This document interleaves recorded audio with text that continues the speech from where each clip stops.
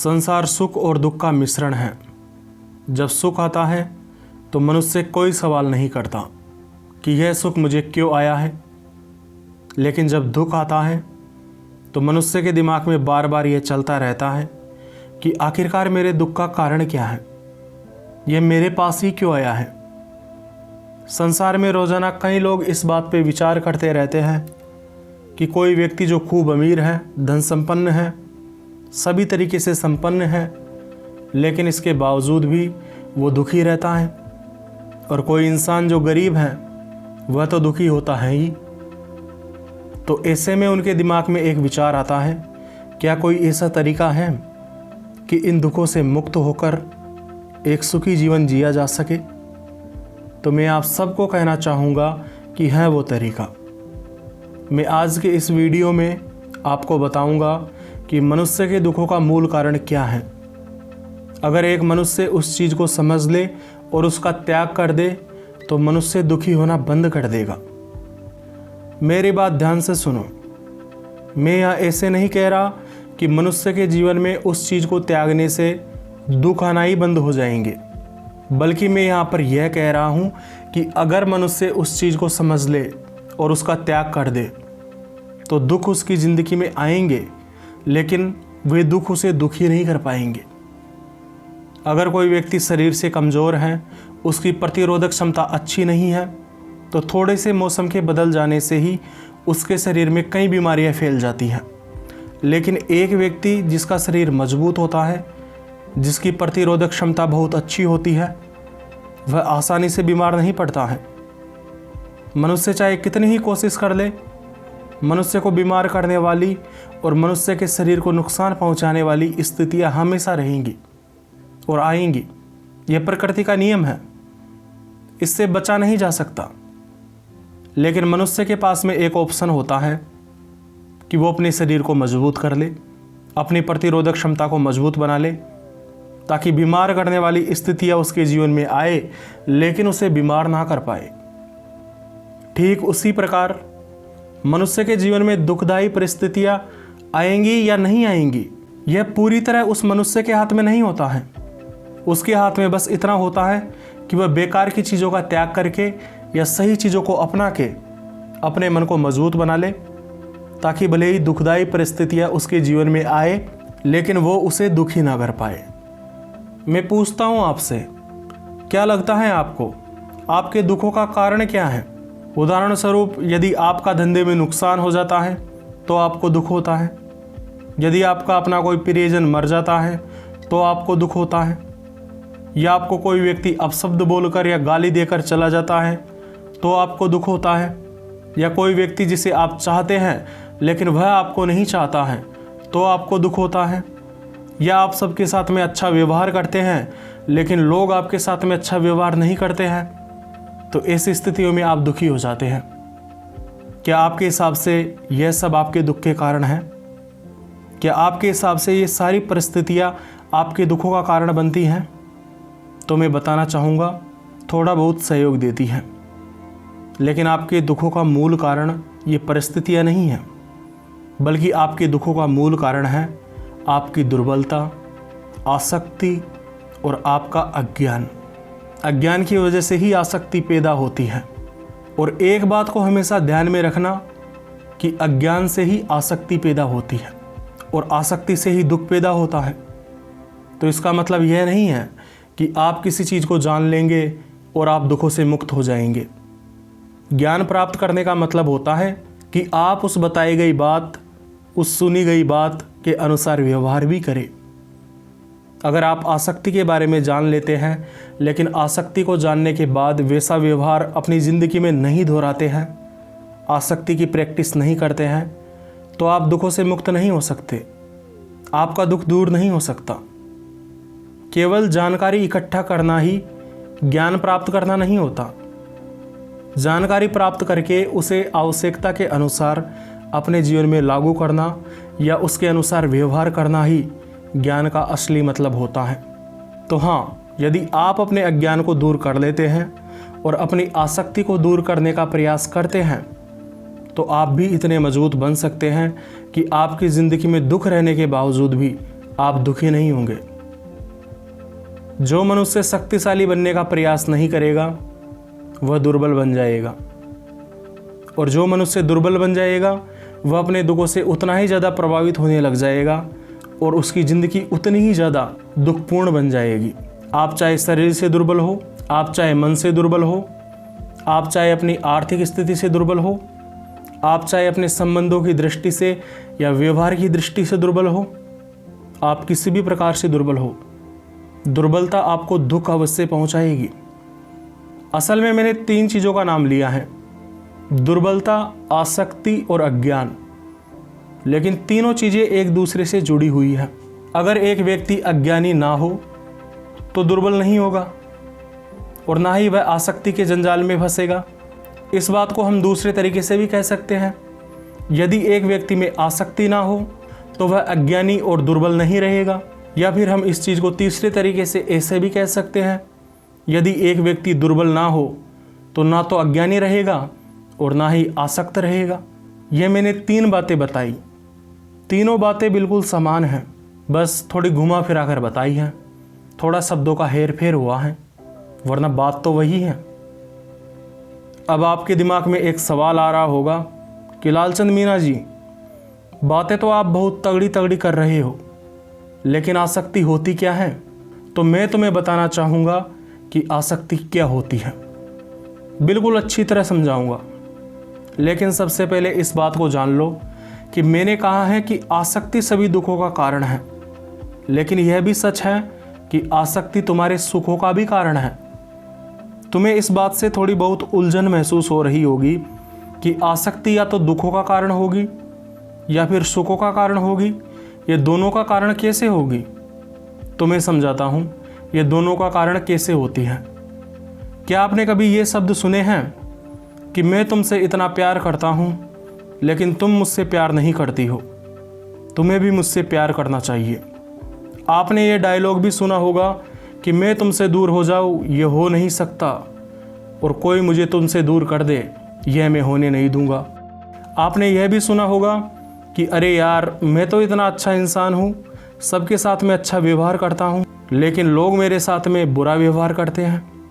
और फिर ये लोग जो खुद को अच्छे समझते हैं, इनके दिमाग में एक सवाल यह भी आता है, क्या अच्छे लोगों के साथ में बुरा होता है और बुरे लोगों के साथ में अच्छा होता है? आना भी चाहिए, क्योंकि उन्हें अभी इस बात की जानकारी नहीं है कि जो व्यक्ति सच में भला होता है उसे अपनी भलाई करने का कभी भी दुख नहीं होता है। इस बात को भी मैं अभी थोड़ी देर बाद में विस्तार से समझाने की कोशिश करूँगा।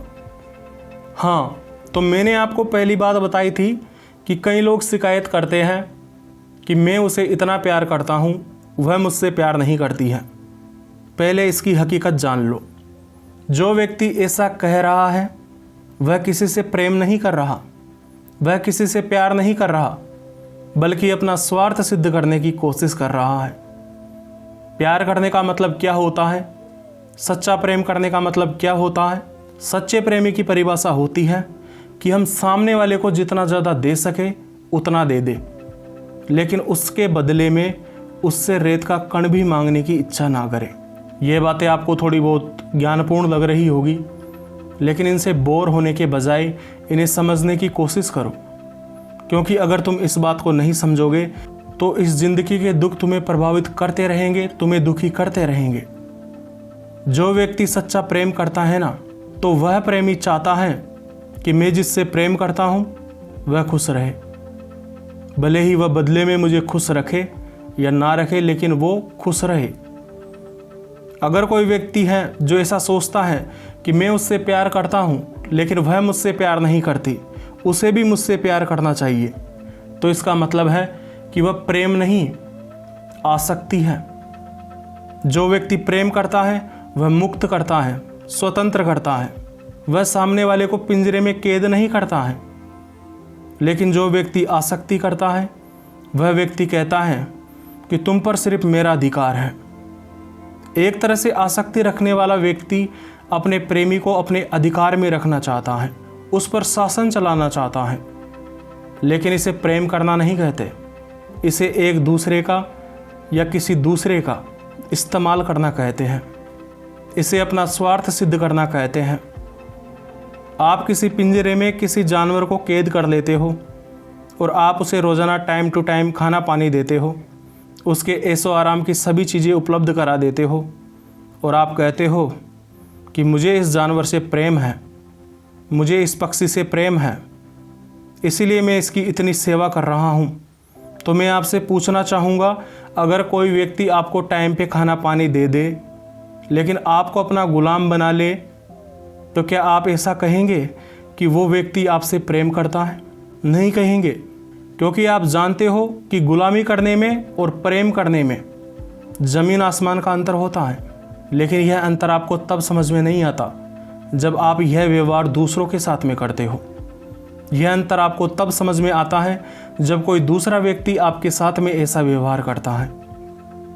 आदमी अपनी गलती जानने की कोशिश नहीं करता, और जो व्यक्ति अपनी गलती जानने की कोशिश नहीं करेगा वो दुखी रहेगा। सोचो, अगर यहाँ से आसक्ति का त्याग हो जाए तो क्या कोई दुख आपको दुखी कर पाएगा? क्या आपका प्रेमी आपको दुखी कर पाएगा? नहीं कर पाएगा, क्योंकि आप उससे बदले में कुछ लेने की अपेक्षा ही नहीं रखते। प्रेम का मतलब होता है कि कुछ भी अपेक्षा ना रखना। प्रेम का मतलब होता है कि बिना अपेक्षा के बस सामने वाले का भला चाहना। इसी प्रकार कई व्यक्ति यह भी कहते हैं कि मैं सभी लोगों के साथ में अच्छा व्यवहार करता हूँ, मैं भलाई के काम करता रहता हूँ, लेकिन फिर भी मेरी ज़िंदगी के दुख कम नहीं होते हैं। आपको थोड़ा दुख होगा, लेकिन अगर सच सुनना चाहते हैं, अगर आप मुझे अपना दोस्त मानते हैं, अगर अपना दुख दूर करना चाहते हैं, तो आपको यह कड़वी बात सुननी होगी। और वह बात यह है कि एक अच्छा व्यक्ति अपने अच्छे व्यवहार से कभी भी दुखी नहीं होता। उसे कभी भी अपने अच्छे व्यवहार से यह शिकायत नहीं रहती कि मैं अच्छा हूँ इसीलिए मेरी ज़िंदगी में दुख आ रहा है। इसका मतलब यह नहीं है कि मैं यहाँ पर आपसे यह कह रहा हूँ कि आप बहुत बुरे हो, लेकिन आप उतने अच्छे भी नहीं हो। असल में आप अच्छे और बुरे दोनों का मिश्रण हो। चलो सोचो, आपके पास में सोना है और मेरे पास में बहुत सारे पैसे हैं। अब मैं आपसे वो सोना ले लेता हूँ और उसके बदले में आपको उसकी कीमत दे देता हूँ। तो मुझे यह बताओ, क्या आप यह कहेंगे कि मैं एक अच्छा इंसान था, इस वजह से मैंने आपको इतना सारा पैसा दे दिया? या फिर आप यह कहेंगे कि मैं भी एक अच्छा इंसान था, इस वजह से मैंने भी उसको इतना सोना दे दिया? आप कहेंगे कि यहाँ अच्छाई तो है ही नहीं, यहाँ तो सिर्फ व्यापार है, यहाँ तो एक दूसरे को फ़ायदा दिख रहा है, इस वजह से लेन देन हो रही है, इसमें अच्छाई जैसा कुछ भी नहीं है। आप भी यही जवाब देंगे। ध्यान से समझने की कोशिश करो। एक अच्छा व्यक्ति अच्छे कर्म इसीलिए नहीं करता क्योंकि उससे अच्छे कर्म करने से कुछ मिलेगा, बल्कि एक अच्छा व्यक्ति अच्छे कर्म इसीलिए करता है क्योंकि वो अच्छा होता है। एक नदी बहती रहती है क्योंकि बहना उसका स्वभाव है।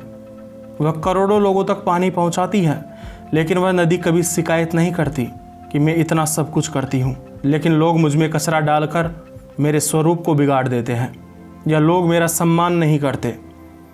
आप चाहे नदी के साथ में कितना ही बुरा कर दो, उसके बावजूद भी वह अपना काम वैसे ही करेगी जैसा कि हमेशा से करती आ रही है। एक पेड़ फल देता है, पत्थर मारोगे तो भी फल देगा, हाथ से तोड़ोगे तो भी फल देगा। कभी ये शिकायत नहीं करेगा कि यह व्यक्ति मुझे पत्थर मारेगा तो मैं उसे फल देने से मना कर दूंगा। क्यों नहीं करता मना? क्योंकि कर ही नहीं सकता, क्योंकि उसका स्वभाव ही अच्छा है। ठीक इसी प्रकार एक मनुष्य जो अच्छा है वह अच्छा व्यवहार करता है, अच्छे कर्म करता रहता है, भले ही उसके साथ में अच्छा हो या ना हो। असल में आपकी ज़िंदगी में दुख किन्हीं अलग कर्मों से आ जाते हैं। आपकी ज़िंदगी में बुरा समय अच्छाई के अलावा अन्य और कर्मों से आ जाता है। लेकिन जो व्यक्ति खुद को अच्छा मानते हैं वे सोचते हैं कि मैं अच्छा हूँ, इस वजह से मेरी ज़िंदगी में दुख आ रहे हैं। दुख आना तो एक लक्षण है, कारण तो कुछ भी हो सकता है। जब हमें बुखार आता है तो बुखार अपने आप में कोई बीमारी थोड़े ही होती है। बुखार तो बस एक लक्षण होता है, वह तो एक संकेत देता है कि इस शरीर में कुछ गड़बड़ी हो रही है। जब हमें दर्द होता है तो दर्द अपने आप में कोई बीमारी थोड़े ही होता है। दर्द तो हमें एक संकेत देता है कि हम किसी न किसी तरह से असंतुलन में हैं।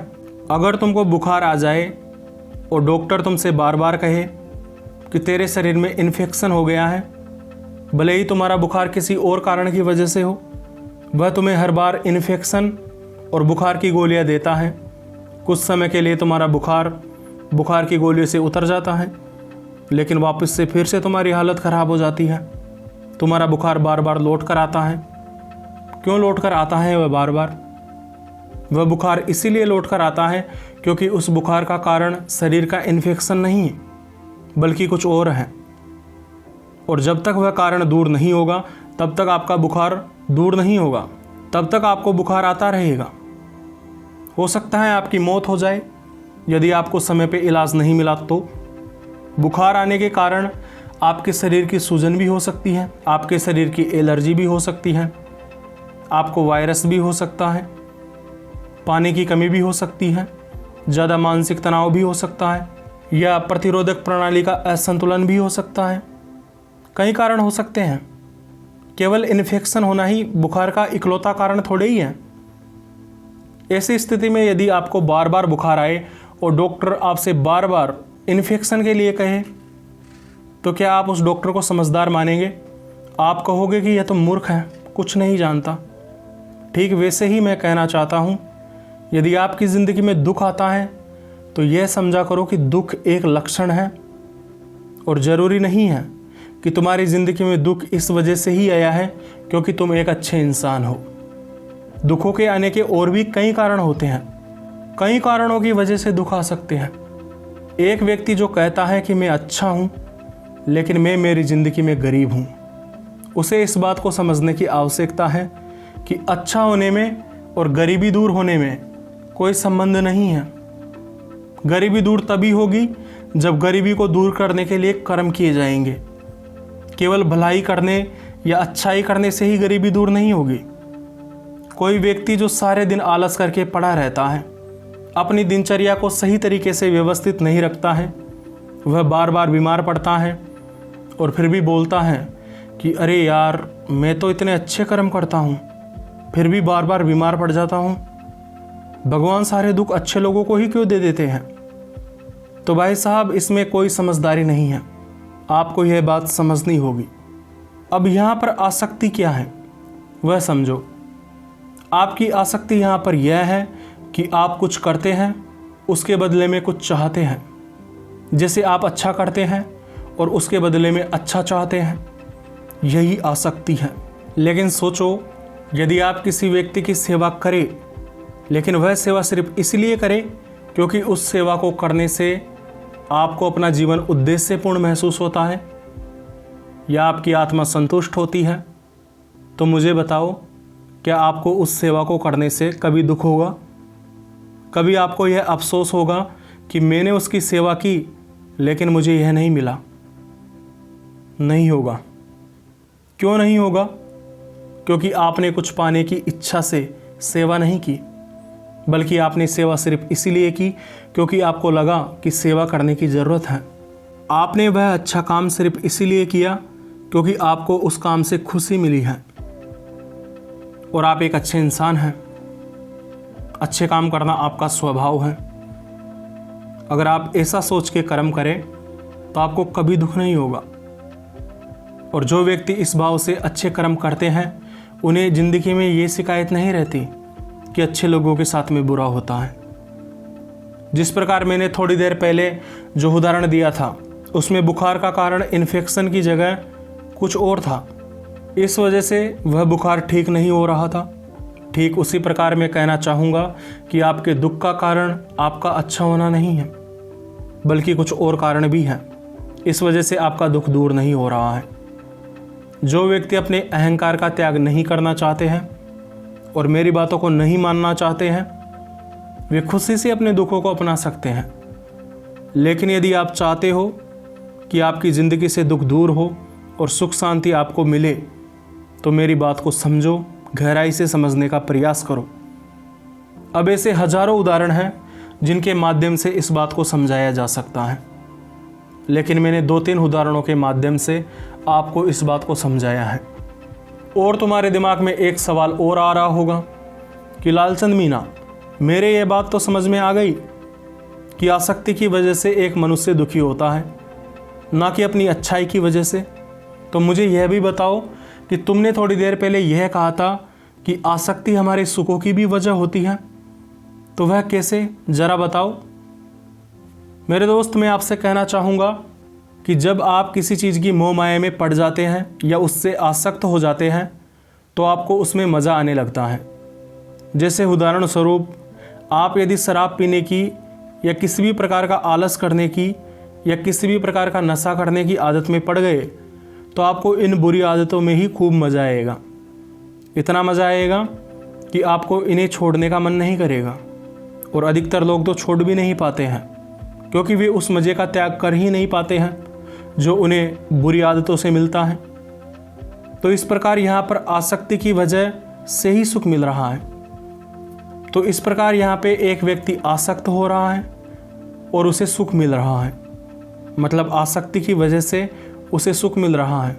लेकिन समझदार मनुष्य समझ जाता है कि यह आसक्ति मुझे दिखा रही है कि मुझे सुख मिल रहा है, लेकिन वास्तविकता यह है कि यही मेरे दुख का सबसे बड़ा कारण है।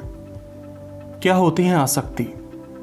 आसक्ति होती है तुम्हारा एक ऐसा दोस्त जो तुमसे बार बार कहता है कि मैं तुम्हारा सबसे अच्छा दोस्त हूँ, मेरी वजह से ही तुम आनंद भोग पाते हो, सुख की प्राप्ति कर पाते हो।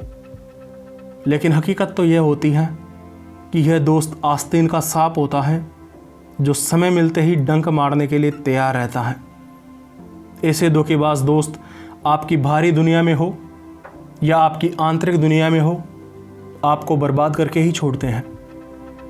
आपकी बाहरी दुनिया में ये धोखेबाज दोस्त कोई व्यक्ति हो सकता है, लेकिन आपकी आंतरिक दुनिया में भी ऐसे कई धोखेबाज दोस्त होते हैं जो आपकी भावनाओं के रूप में, आपकी हरकतों के रूप में, आपकी आदतों के रूप में छिपे रहते हैं। उन्हीं में से एक धोखेबाज दोस्त है आसक्ति। अब आपके दिमाग में एक सवाल और आ रहा होगा कि ठीक है, तुमने जो कहा हमें समझ में आ गया, अब हम ऐसा करते हैं, आसक्ति का बिल्कुल ही त्याग कर देते हैं, बिल्कुल एकदम कठोर हृदय बन जाते हैं, सभी प्रकार के लगावों का त्याग कर देते हैं, पूरी दुनिया से खुद को अलग कर लेते हैं। अगर आप ऐसा सोच रहे हैं तो मैं आपसे कहना चाहूँगा कि आप बिल्कुल गलत सोच रहे हैं। आपने इन बातों का बिल्कुल गलत अर्थ समझा है। असल में आपको आसक्ति का त्याग करना है, प्रेम का त्याग नहीं करना। आसक्ति और प्रेम में अंतर होता है। आसक्ति का मतलब होता है कि हम किसी चीज़ से प्रेम कर रहे हैं, लेकिन उसके बदले में हम कुछ चाह रहे हैं। जैसे कोई दूसरा व्यक्ति हमें प्रेम करता है तो हम चाह रहे हैं कि वह भी हमसे प्रेम करे, तो यह आसक्ति है। आसक्ति का मतलब होता है कि हम किसी से प्रेम कर रहे हैं, लेकिन उसके बदले में कुछ चाह रहे हैं। जैसे अगर हम किसी दूसरे व्यक्ति को प्रेम कर रहे हैं तो हम ये इच्छा रखते हैं कि वो भी हमें प्रेम करे, तो यह आसक्ति होती है। और प्रेम का मतलब मैंने आपको समझाया था थोड़ी देर पहले कि बिना अपेक्षा के किसी को चाहना ही प्रेम होता है। कई व्यक्ति होते हैं जो ऐसी बातों का गलत अर्थ समझ लेते हैं और अपने आप को सभी से दूर कर लेते हैं। धीरे धीरे उनकी हालत ये हो जाती है कि वे सुख और दुख दोनों का ही एहसास करना बंद कर देते हैं। वे बिल्कुल दीवार या निर्जीव वस्तु की तरह हो जाते हैं जिन्हें कुछ भी एहसास नहीं होता है। लेकिन ऐसे लोग, हो सकता है आसक्ति का त्याग करने से कुछ दुखों से बच जाए, लेकिन ऐसे लोग काफ़ी सारे सुखों से भी वंचित रह जाएंगे। यह जो सब कुछ छोड़ने का या सबसे दूर होने का रास्ता है, यह असल में आसक्ति का सामना करना नहीं है या आसक्ति का त्याग करना नहीं है, बल्कि आसक्ति से डरकर दूर भाग जाना है। समझो कैसे। एक व्यक्ति है जिसके जीवन में युद्ध करने वाली परिस्थितियां बन जाती हैं। उन परिस्थितियों से संबंधित दो ऑप्शन होते हैं। पहला ऑप्शन तो यह है कि वह लड़ना सीख जाए, और दूसरा ऑप्शन यह होता है कि वह कहीं जाकर छुप जाए, दुश्मनों को नज़र ना आए। तो जो भी लोग ऐसा करते हैं, अर्थात ऐसा सोचते हैं कि सब कुछ छोड़ देते हैं, दूसरों से दूर हो जाते हैं, सभी से बिल्कुल अपेक्षाएं भी छोड़ देते हैं, बिल्कुल निर्जीव वस्तु की तरह भावहीन बन जाते हैं। ऐसे लोग आसक्ति का सामना नहीं कर रहे, ऐसे लोग आसक्ति से भागने का प्रयास कर रहे हैं। मैं आपको एक सलाह देना चाहूँगा कि यह बात सच है कि आसक्ति हमारे दुखों का मूल कारण है, लेकिन मैं आपसे कहना चाहूँगा यदि आप आसक्ति से दूर होने के चक्कर में उन लोगों के जैसे बन जाते हैं जो बिल्कुल भावहीन, निर्दयी तथा सबसे रिश्ता तोड़ देने वाले बन जाते हैं, वे प्रेम करना भी छोड़ देते हैं। ऐसा व्यक्ति बनने से बढ़िया है कि तुम आसक्त रहकर दुख ही सह लो, क्योंकि जितना दुख तुम आसक्त रहकर सहोगे उससे ज़्यादा दुख तुम वैसा राक्षस बनने या वैसा पत्थर दिल इंसान बनने से सहोगे। अब कई व्यक्तियों के दिमाग में एक सवाल आ रहा होगा कि कहीं आप साधु सन्यासियों के बारे में तो बात नहीं कर रहे हो जो सब कुछ छोड़ देते हैं। तो मैं आपसे कहना चाहूँगा, नहीं दोस्त, मैं उनके बारे में बात नहीं कर रहा। असल में मैं उन लोगों के बारे में कह रहा हूँ जो प्रेम का त्याग कर देते हैं। साधु सन्यासी तो संसार का त्याग इसलिए करते हैं ताकि वे संसार का कल्याण कर सके। साधु सन्यासियों के त्याग करने का कारण कुछ भी हो, लेकिन वे ऐसा प्रेमवश ही करते हैं। और यह प्रेम किसी के भी प्रति हो सकता है कि वह प्रेम ईश्वर के प्रति हो सकता है कि वह प्रेम जन कल्याण के लिए हो। कुल मिलाकर प्रेम साधु सन्यासियों में आवश्यक होता है, और जिस साधु सन्यासी में प्रेम नहीं है वह साधु सन्यासी नहीं है, वह साधु सन्यासियों के वेश में छिपा हुआ बहरूपिया है। बचकर रहना ऐसे लोगों से। लेकिन ज़रूरी नहीं है कि प्रत्येक साधु में आपको प्रेम दिखाई दे, लेकिन प्रेम होता है। आप उसे नहीं देख पा रहे हो तो ये आपकी नज़र की कमी है, साधु के प्रेम की कमी नहीं है। तो कुल मिलाकर आपको एक लाइन में बात बता देता हूँ कि आपको प्रेम करना है, लेकिन उससे पहले प्रेम क्या होता है इसका मतलब समझना है। फिर उसके बाद में आपको आसक्ति का त्याग करना है, लेकिन प्रेम का त्याग नहीं करना है। अगर आप ऐसा करते हैं तो मैं पूरी उम्मीद करता हूँ कि आप चाहे अमीर हो चाहे आप गरीब हो, आप अपने दुखों का सामना कर पाएंगे। तो उम्मीद करता हूँ आज की बात आपको समझ में आ गई होगी। मुझे इतना ध्यान लगाकर सुनने के लिए आपका दिल से धन्यवाद।